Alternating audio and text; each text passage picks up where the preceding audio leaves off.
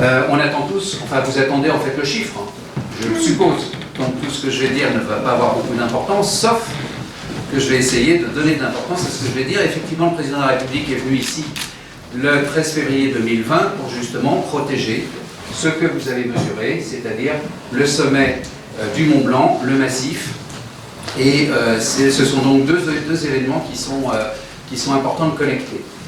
Alors bien évidemment, on peut faire une analyse de ce que vous faites, de l'exploit que vous faites, mesdames et messieurs les géomètres, c'est-à-dire tous les 2 ans, en nous faisant attendre pour savoir quelle est la variation de l'altitude du toit de l'Europe occidentale. Alors si on cumule les dizaines de mètres de neige qui tombent chaque année, normalement le toit du Mont Blanc, le sommet du Mont Blanc devrait rejoindre la Lune. Mais ce n'est pas le cas, puisqu'on se rend compte, et vous nous dévoilerez tout à l'heure quel est le chiffre, mais on se rend compte qu'il y a une vraie continuité dans la mesure. Alors bien sûr, à des centimètres, à des mètres près, mais on n'a quand même pas une variation qui peut être le témoin de quelque chose. Ce qui veut dire qu'on est vraiment sur un sommet qui est le gardien de l'Europe et qui, lui, rit un peu de tous nos débats et de toutes nos discussions et il nous regarde avec sagesse. Alors je pense que ça c'est important, c'est-à-dire qu'on ne peut pas dans ces mesures avoir un signal des modifications climatiques. Le Mont Blanc, il est important ici, et bien évidemment ça cache d'autres problèmes sur le climat, mais qui ne vont pas être traduits par l'altimétrie du Mont Blanc. On peut aussi faire un petit clin d'œil, et ce sera mon dernier propos, aux anciens. Les anciens, c'était bien avant, c'est-à-dire c'était avant le début du XXe siècle, et les mesures étaient déjà des mesures qui étaient effectuées avec d'autres moyens. Alors on peut toujours discuter effectivement de la technique, mais est-ce qu'il y a beaucoup de différences entre les moyens techniques d'aujourd'hui, les moyens techniques d'hier, les mesures d'hier et les mesures d'aujourd'hui? C'est ce que vous allez nous apprendre. Vous vous souvenez de la mesure de 1892 ? Ça a été 4807,20. Ce petit récapitulatif donc, sur les dernières années de la mesure jusqu'à 2017. Donc souvenez-vous, 4000 en dernière mesure officielle donnée. J'avais participé à cette campagne qui était quand même très éprouvante, puisque techniquement parlant, comme l'a rappelé Jean, on avait fait face à des conditions climatiques exécrables.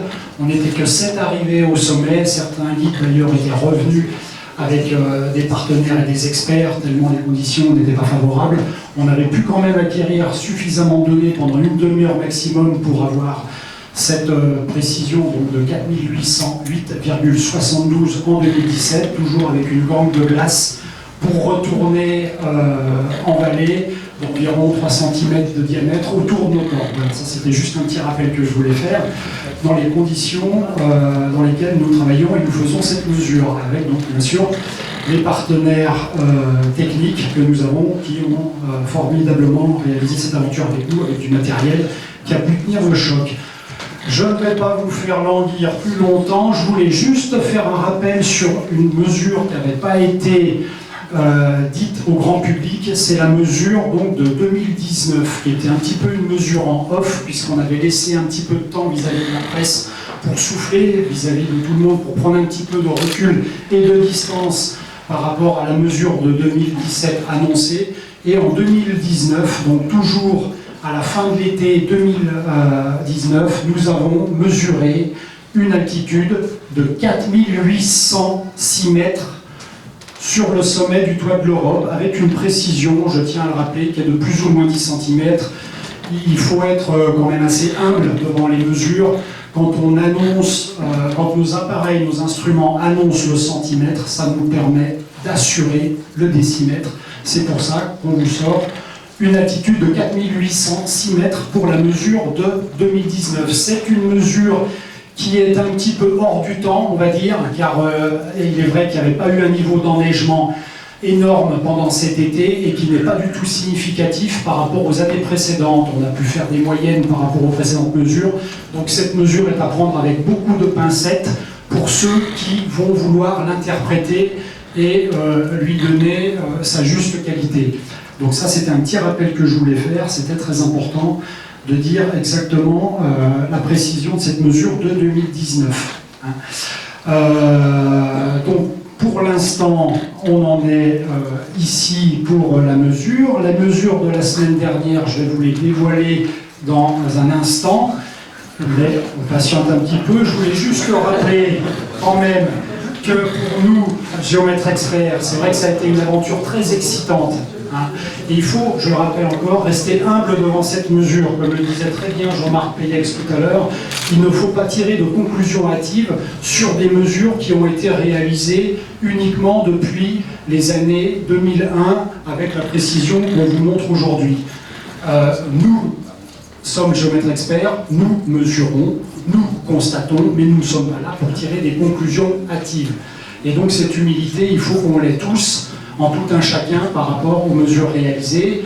Certains diront que nous sommes un peu, à l'instar d'un alpiniste, des conquérants de l'inutile, mais au final, des conquérants d'une mesure inutile. Non, je ne suis absolument pas d'accord avec ça, car nous sommes là, en fait, en tant que sentinelles de l'environnement, pour constater si oui ou non le Mont Blanc décroît ou augmente au fur et à mesure des années. Hier, il y avait une incidence climatique sur le Mont Blanc qui le faisait fluctuer, à l'instar de la dune du Pilat, comme l'avait très bien repris un climatologue en 2017. C'était un complexe dunaire au sommet, avec donc une influence surtout du vent. C'est un frigo, c'était un frigo. Aujourd'hui, qu'en est-il? Est-ce toujours un frigo? Et demain, qu'en sera-t-il? Serait-ce toujours un frigo dans le futur?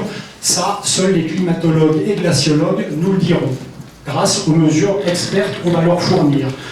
Je ne vous fais pas l'envie plus longtemps.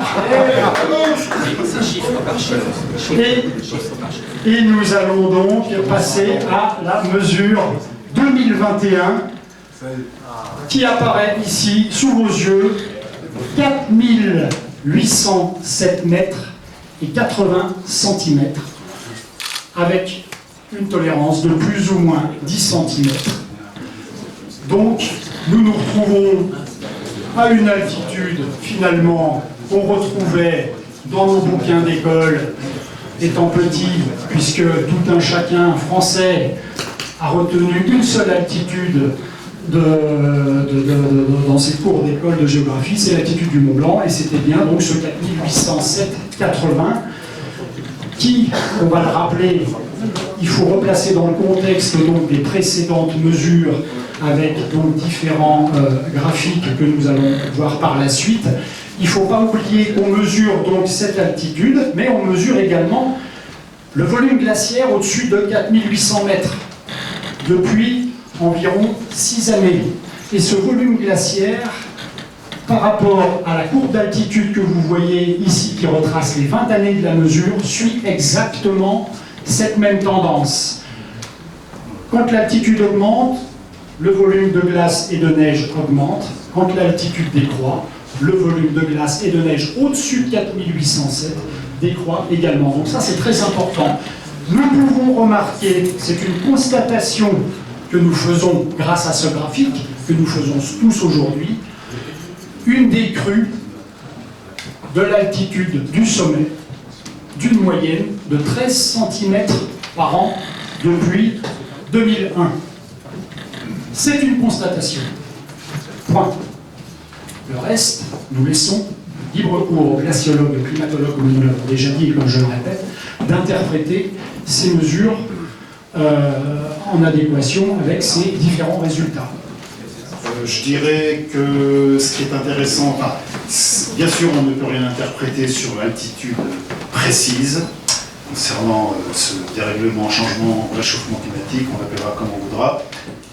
Simplement, et mes collègues glaciologues ne diront pas le contraire, le climat perturbe et donc varie en continu sur toute la planète, que ce soit donc dans le désert, les pôles ou le sommet du Mont Blanc.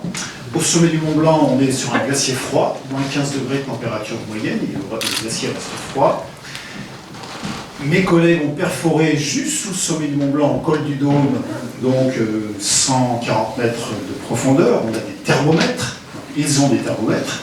On se rend compte qu'à 60 mètres de profondeur, quand la neige devient imperméable, ce qu'on appelle de la glace, cette température est passée de moins 11 degrés en 1994.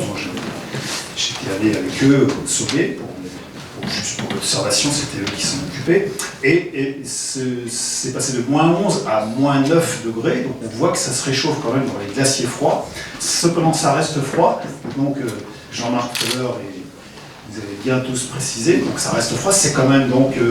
quelque part, ça nous console que ces sommets froids gardent le froid, et ces sommets froids gardent les compositions de l'atmosphère, avec toute l'organisation intacte des couches de neige et de glace, raison pour laquelle nos collègues de Grenoble et donc Jérôme Chaplaz ont engagé cette opération Mission Ice Memory, de perforer tous les sommets de chaque continent, donc de reperforer au col du Dôme, pour stocker ces carottes de glace froides pour les générations futures, pour ces nouvelles technologies que vous utilisez aujourd'hui. Donc c'est super d'avoir toutes ces précisions de l'altitude du sommet du Mont Blanc, parce que le Mont Blanc c'est l'image, c'est l'esthétique de la montagne. On y va aussi parce que c'est beau, on y va aussi parce que c'est le point culminant, qui est regardé depuis 250 ans par De Saussure, Vallot, Balma et nous tous, et vous tous, et les guides aussi, qui sont aussi les explorateurs des montagnes. Et donc, c'est important de garder ces carottes de glace froide qu'on va stocker en Antarctique, comme vous le savez sûrement, pour les générations futures, et parce que, évidemment, dans les dizaines d'années qui viennent, ce réchauffement va affecter, comme il affecte déjà toutes les parois de la haute montagne, tout le permafrost qui dégèle et qui crée de nouveaux risques. Je suis un peu trop loin. Et donc, le Mont Blanc, si on exagère, ce sera dans 100 ans l'endroit où il ne restera plus que de la glace du massif, enfin, toute la partie sommitale, puisqu'on voit que nos glaciers ont perdu 1 km, tous les glaciers du monde, enfin, du Mont Blanc en tout cas, des Alpes, ont perdu 1 km depuis 30 ans. Et donc, voilà, ça mesuré par mes collègues de Grenoble aussi. Et donc, ce sera le dernier symbole de la glace, et on sera content d'avoir cette belle série de mesures.